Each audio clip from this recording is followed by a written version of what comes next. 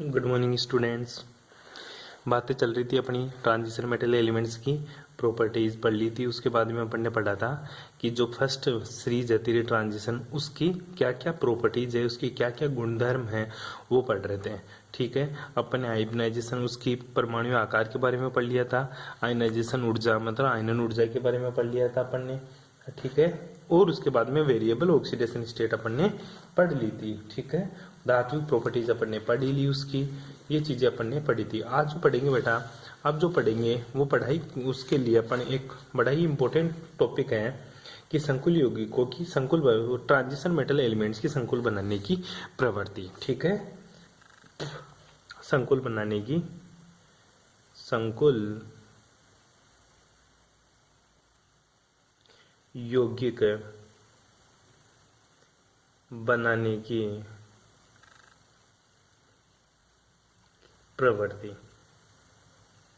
ठीक है, जो डी ब्लॉक एलिमेंट्स होते हैं ना, जो संक्रमण तत्व होते हैं, उनकी क्या प्रॉपर्टी पाई जाती है गुरुजी? ये संकुल यौगिक बनाने की प्रवृत्ति पाई जाती है। मतलब ये क्या बनाते हैं? कोऑर्डिनेशन कंपाउंड्स बनाते हैं, संकुल यौगिक बनाते हैं। क्या बनाते हैं तेरा? संकुल यौगिक बनाते हैं। संकुल यौगिक बनाने के क्या कारण है वो देखिएगा। पहली बात तो ये है कि जो गुरुजी संकुल यौगिक क्यों बनाते हैं, क्योंकि इनके ऊपर जो डेंसिटी होती है, चार्ज डेंसिटी होती है, वो हाई होती है। तो पहला जो रीजन है वो है हाई चार्ज डेंसिटी। ठीक है, हाई चार्ज डेंसिटी का मतलब हुआ बेटा जी उच्च आवेश घनत्व। उच्च आवेश घनत्व, जिसकी वजह से क्या करते हैं संकुल यौगिक, क्या बनाते हैं बेटा? संकुल योग वो सॉरी ट्रांजिशन मेटल एलिमेंट्स क्या करते हैं? कॉम्प्लेक्स का फॉर्मेशन करते हैं उच्च चार्ज डेंसिटी के कारण। दूसरा जो रीजन है कॉम्प्लेक्स बनाने का रीजन, वो है इसकी वेरिएबल ऑक्सीडेशन स्टेट, मतलब परिवर्तनशील ऑक्सीकरण अवस्था। परिवर्तनशील ऑक्सीकरण अवस्था, इसकी वजह से भी तेरा संकुल यौगिक क्या बनाते हैं?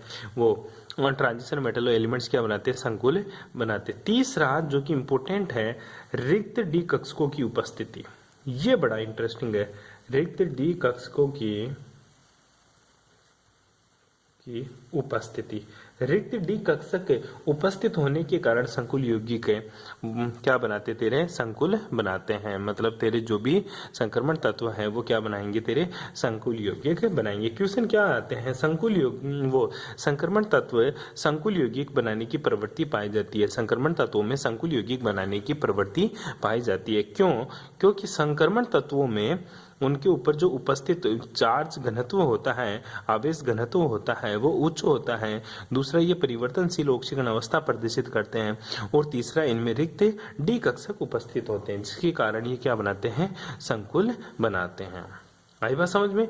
यहां तक किसी को कोई प्रॉब्लम? आगे जो बात करते हैं अपने, वो बात कर रहे थे वेरिएबल ऑक्सीडेशन स्टेट की। तो वेरिएबल ऑक्सीडेशन स्टेट में कुछ चीजें ऐसी भी है जो आपको याद रखनी है। फॉर एग्जाम्पल मैं बात करूं, पहले वाले टॉपिक की बात कर रहा हूं, वेरिएबल ऑक्सीडेशन स्टेट में जो बताया था मैंने कि इनकी ऑक्सीकरण अवस्थाएं बहुत सारी होती हैं। ठीक है, मैंने ये बताया था। ध्यान दीजिएगा, एक छोटी सी बात है, वेरिएबल ऑक्सीडेशन स्टेट है, जो संक्रमण तत्व होते हैं ना, उनकी उच्च ऑक्सीकरण अवस्थाओं का स्थायित्व ज्यादा होता है। मतलब जैसे +3 हुआ, +5 हुआ, +7 हुआ, ये ऑक्सीकरण अवस्थाएं ज्यादा स्थायी होती है। ऐसा क्यों होता है? क्योंकि जब भी संक्रमण तत्व किसी फ्लोराइड से या क्लोराइड से या फिर ब्रोमाइड से इनके साथ जब आयनिक बॉन्ड का फॉर्मेशन करता है, तो इनकी ऑक्सीडेशन स्टेट बढ़ जाती है। आई बात समझ में?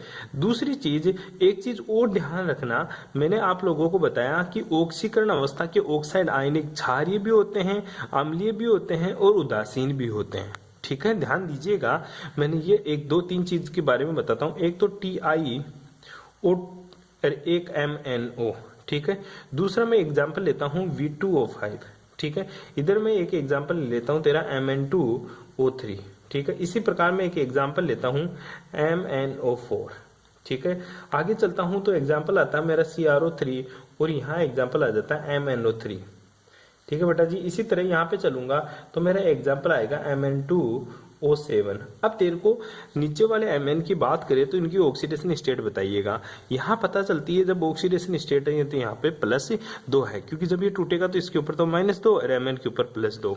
Mn2O3, तो आप जब ऑक्सीडेशन स्टेट निकालोगे Mn की, तो Mn की जो ऑक्सीडेशन स्टेट आएगी वो +3 आएगी। कैसे निकालने का तरीका मैं आप लोगों को पहले बता दिया।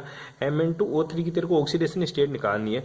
टोटल चार्ज कितना ऊपर है 0, तो कितने मेरे को Mn की निकालनी है x मान ले। Mn कितने 2, Mn की निकालनी है x मान ली, ठीक है, प्लस ऑक्सीजन कितने 3, ऑक्सीजन की कितनी होती है -2 बराबर टोटल चार्ज कितना 0, ठीक है। तो ये क्या हो जाएगा 2x - 6 = 0। तो x बराबर कितना आ जाएगा 6/2 बराबर +3। इस तरह अपन ऑक्सीडेशन स्टेट निकालते हैं। इसी प्रकार यहाँ पे Mn की ऑक्सीडेशन स्टेट कितनी हो जाएगी, यहाँ पे Mn2O4 लिख दूं या MnO2 लिख दूं, ठीक है, MnO2, ठीक है। तो यहाँ पे +4 ऑक्सीडेशन स्टेट है। इसी तरह यहाँ पे +6 ऑक्सीडेशन स्टेट है। तो यहाँ पे जब तू निकालेगा तो Mn की +7 ऑक्सीकरण अवस्था है। ध्यान दीजिएगा इधर से इधर जा रहे हैं अपन, ठीक है। तो क्या बढ़ रही है गुरुजी, ऑक्सीडेशन स्टेट बढ़ रही है। ऑक्सीडेशन स्टेट बढ़ने के साथ साथ इसका एसिडिक, ठीक है, एसिडिक कैरेक्टर भी बढ़ रहा है, मतलब अम्लीयता इसकी बढ़ रही है। क्या बढ़ रही है इसकी अम्लीयता। ध्यान देना जो MnO2 TiO2 है ये दोनों क्या होते हैं, ये गुरुजी +2 ऑक्सीडेशन स्टेट में हो तो ये मेरे क्षारीय होते हैं। कैसे नेचर के होते हैं, बेसिक नेचर के। क्यों, क्योंकि ऑक्सीकरण अवस्था घटती है तो उसकी क्षारीयता बढ़ती है। और जो V2O5 है और MnO2O3 ये दोनों है ये मेरे उभयधर्मी है। क्या है, मेरे उभयधर्मी प्रकृति के होते हैं, ठीक है। और ये मेरा न्यूट्रल सा होता है MnO2, और ये दोनों के दोनों एग्जांपल्स मेरे क्या होते हैं गुरुजी, ये मोस्टली अम्लीय होते हैं। क्या होते हैं बेटा, अम्लीय। बस ये बात ध्यान रखना है। मैं क्या समझाना चाहता हूँ कि कम ऑक्सीडेशन स्टेट होगी तो वो क्षारीय प्रकृति की तरफ जाएगा, ज्यादा ऑक्सीडेशन स्टेट होने पर वो अम्लीय प्रकृति की तरफ जाता है। ये बात आपको याद रखनी है कि इसमें ऑक्सीडेशन स्टेट वालों में क्वेश्चन क्या आता है MnO2। ध्यान दीजिएगा MnO2 M2O5 मेरा उभयधर्मी प्रकृति का होता है, जबकि MnO मेरा क्षारीय प्रकृति का होता है। क्यों, Mn2O3 इसकी ऑक्सीकरण अवस्था +3 होती है, जबकि MnO की ऑक्सीडेशन स्टेट +2 होती है, अतः ये मेरा क्षारीय प्रकृति का होता है। क्वेश्चन क्या आता है MnO मेरा क्षारीय होता है, जबकि Mn2O7 मेरा अम्लीय होता है। क्यों, क्योंकि इसमें Mn की ऑक्सीकरण अवस्था +7 होती है। Mn की ऑक्सीकरण अवस्था +7 होती है। ऑक्सीकरण अवस्था बढ़ने के साथ साथ उसकी अम्लीयता भी बढ़ती जाती है। ये तेरे को आंसर देना होता है उसका। चले वापस अपने टॉपिक के ऊपर आते हैं, बीच में मैंने किचपिच कर दिया, ठीक है। संकुल बनाने की प्रवृत्ति अपनी हो गई। उसके बाद में जो डी ब्लॉक एलिमेंट्स होते हैं उसमें फर्स्ट ट्रांजिशन क्या बनाते हैं, मिश्र धातु बनाने के कारण, मिश्र धातु बनाने के भी गुण होते हैं इसमें, ठीक है। जो संक्रमण तत्व में फर्स्ट ट्रांजिशन मेटल एलिमेंट्स है, फर्स्ट एलिमेंट्स है, फर्स्ट सीरीज है, उनमें क्या गुण होते हैं, मिश्र धातु बनाते हैं, ठीक है। बिल्कुल मिक्सर वाली मेटल का फॉर्मेशन करते हैं। क्यों बनाते हैं, क्योंकि जो ट्रांजिशन मेटल एलिमेंट्स होता है इनका आकार क्या होता है, लगभग समान होता है, ठीक है। लगभग आकार समान, आकार क्या होता है, आकार लगभग समान होता है, आकार लगभग समान होता है, पहला गुण। दूसरा ये होता है कि जो मेटल्स होते हैं उनकी क्रियाशीलता, क्या बेटा, उनकी जो क्रियाशीलता है ना, ठीक है, वो क्या होती है, कम होती है, कम क्रियाशीलता के कारण, ठीक है। कम क्रियाशीलता के कारण तथा आकार समान होने के कारण संक्रमण धातु क्या बनाती है, मेरी मिश्र धातु बनाती हैं। ये मिश्र धातु बनाने का गुण पाया जाता है। दो रीजन है, कोई भी संक्रमण तत्व मिश्र धातु क्यों बनाती है, क्वेश्चन सुन लिया अगर साथ साथ में। संक्रमण धातु में मिश्र धातु क्यों बनाती है, उसके दो कारण है, लगभग समान आकार और संक्रमण धातु की कम क्रियाशीलता के कारण ये क्या बनाती है, मिश्र धातुएं बनाती है। फॉर एग्जाम्पल मैं बात करूं, जो तेरा पीतल होता है, ठीक है, ये पीतल किसकी मिश्र धातु होती है, ये कॉपर और जिंक की क्या होती है, मिश्र धातु होती है। किसकी रे, कॉपर और जिंक की मिश्र धातु होती है। इसी प्रकार तेरा जो कांसा होता है, कांसा, ठीक है, घर में कांसे के बर्तन देखा होगा, वो किसका होता है मिश्र धातु, कॉपर और टिन की मिश्र धातु होती है। किसकी होती है, कॉपर और टिन, Sn,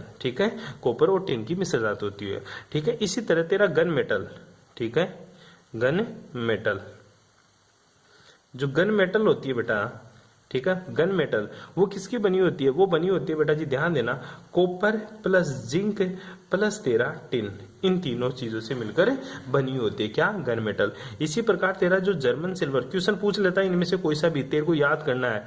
जर्मन जो सिल्वर होती है, जर्मन सिल्वर, ये किसकी बनी होती है, ये बनी होती है nickel plus copper plus zinc, इन तीन की मिलकर बनी होती है तेरी जर्मन सिल्वर। स्टेनलेस स्टील का नाम सुना है तूने?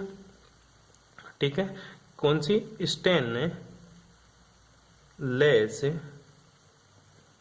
ठीक है, स्टेनलेस स्टील। ठीक है, जो स्टेनलेस स्टील होती है ना, वो क्या होती है गुरुजी? ये बनी रहती है फेरस की, और साथ में क्रोमियम और साथ में निकेल, इनकी मिश्र धातु होती है। ठीक है, ये चीजें याद करनी है। पीतल मिश्र धातु होती है कॉपर और जिंक की। किसकी रे? कॉपर और जिंक की। कांसा मिश्र धातु होती है कॉपर और टिन की। गन मेटल मिश्र धातु होती है कॉपर जिंक मेटल, जिंक और टिन की। जर्मन सिल्वर मिश्र धातु होती है निकिल कॉपर जिंक। क्या रे बेटा? Nickel copper zinc. इसी तरह तेरी स्टेनलेस स्टील की, इसकी बनी होती है फेरस क्रोमियम और निकिल की। फेरस क्रोमियम और निकिल की मिश्र धातु होती है। ये याद कर लेना बेटा, 1/2 नंबर यहीं से आना है। ठीक है, 1/2 नंबर का क्वेश्चन यही पूछता, हर बार पूछा है, आज तक तो रुका नहीं है। ठीक है, ये ध्यान दे लेना इस बात के बारे में। पीतल किसकी मिश्र धातु होती है? कॉपर और जिंक की। कांसा किसकी? कॉपर और टिन की। Gun metal copper nickel, sorry copper zinc और टिन। ठीक है, इसी प्रकार gun metal nickel copper zinc, और स्टेनलेस स्टील फेरस क्रोमियम और निकिल की क्या होती है? मिश्र धातु होती है। ठीक है, आगे चलते हैं नेक्स्ट गुण के बारे में। नेक्स्ट गुण की बात करें तो वो आता तेरा उत्प्रेरकीय गुण। कौन सा आता बेटा तेरा? उत्प्रेरकीय गुण। तो हेडिंग लगा लीजिएगा सभी के सभी बच्चे, उत्प्रेरकीय गुण, कैटलिस्ट प्रॉपर्टीज। उत्प्रेरकीय गुण, कैटालिटिक नेचर। उत्प्रेरकीय गुण मैंने आप लोगों को बता दिया कि संक्रमण धातु उत्प्रेरकीय गुण दिखाती हैं। इसका मैंने मोटा सा आंसर एक ही बताया था। क्यों? क्योंकि परिवर्तनशील ऑक्सीकरण अवस्था के कारण, परिवर्तनशील ऑक्सीकरण अवस्था के कारण संक्रमण धातु क्या दिखाते हैं? उत्प्रेरकीय गुण दिखाती है। बस एक ही मोटी बात ये याद कर ले, संक्रमण तत्व उत्प्रेरकीय गुण प्रदर्शित करते हैं। इसका मोटा रीजन तो यही है कि इनकी क्या होती है गुरुजी? परिवर्तनशील ऑक्सीकरण अवस्था पाई जाती है। इसके अलावा दूसरा कोई और रीजन? बिल्कुल रीजन है, क्योंकि ये दो धातु की सतह पर क्या होती है? मुक्त संयोजक उपस्थित होती है। मुक्त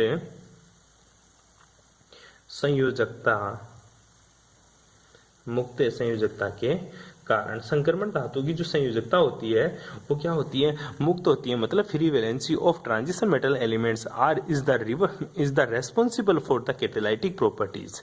ठीक है, मतलब मुक्त संयोजकता एक कारण बनता है किसका? उत्प्रेरकीय गुण का। ठीक है, जैसे मैं तेरे से बताऊं, जैसे संक्रमण तत्व, ठीक है, संक्रमण तत्व या उसके उत्प्रेरकीय गुण प्रदर्शित करते हैं। कौन कौन से हैं जो संक्रमण तत्व जो कैटलिस्ट की तरह बिहेव करते हैं? फॉर एग्जांपल तूने हेबर प्रोसेस पढ़ा होगा, ठीक है, अमोनिया के निर्माण की। एग्जांपल्स की बात करें तो अमोनिया बना था तेरा किसे? N2+3H2, N2+3H2। इसमें तू क्या डालता था? ये तेरा NH3 बन रहा था। N2+3H2 = 2NH3। ये क्या थी? अमोनिया गैस थी। और तू यहाँ पे क्या लेता था? Fe और क्या लेता था? मोलिब्डेनम, 2 लेता था। ठीक है, जो Fe तो कैटलिस्ट की तरह बिहेव करता है और मोलिब्डेनम साइड कैटलिस्ट की तरह बिहेव करता था। ठीक है, तो यहाँ पे Fe तेरा कैटलिस्ट है जो इस रिएक्शन को बढ़ा देता है। इसी प्रकार में HNO3 की निर्माण की विधि में तूने ओस्टवाल्ड प्रोसेस पढ़ेगा आगे। ये तेरा हेबर विधि थी। कौन सी विधि है बेटा? हेबर विधि। ठीक है, तो हेबर विधि में भी इसका यूज करते हैं। एक तो बनाएगा HNO3। क्या बनाएगा?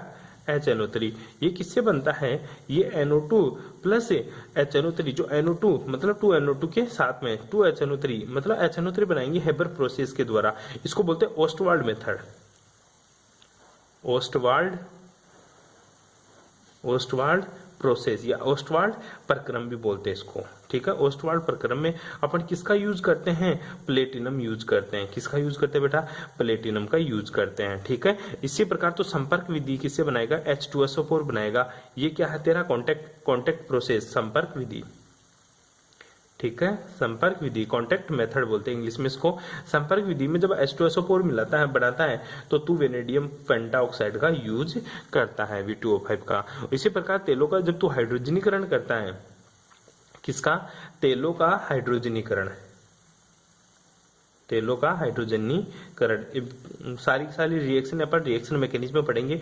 यहाँ पे रिएक्शन आपको नहीं याद करनी, आपको सिर्फ ये याद रखना कि हेबर प्रोसेस में Fe का यूज करते हैं एज ए कैटलिस्ट। इसी तरह तू किसमें ऑस्टवाल्ड प्रोसेस में HNO3 का फॉर्मेशन करता है तो प्लेटिनम कैटलिस्ट का यूज करता है। इसी प्रकार तू कॉन्टैक्ट मेथड में वेनेडियम पेंटाऑक्साइड का यूज करता है किसका फॉर्मेशन करने के लिए, सल्फ्यूरिक एसिड का फॉर्मेशन करने के लिए। और इसी प्रकार तू यूज करेगा किसका, तेलों का हाइड्रोजनीकरण में तू निकल कैटलिस्ट का यूज करता है। ये इसका कौन सा गुण है बेटा, उत्प्रेरकीय गुण होता है। कौन सा गुण होगा इसका, उत्प्रेरकीय गुण होगा। इसके साथ ही अपन जो बात करेंगे वो बात करेंगे कौन सा बेटा, चुंबकीय गुण।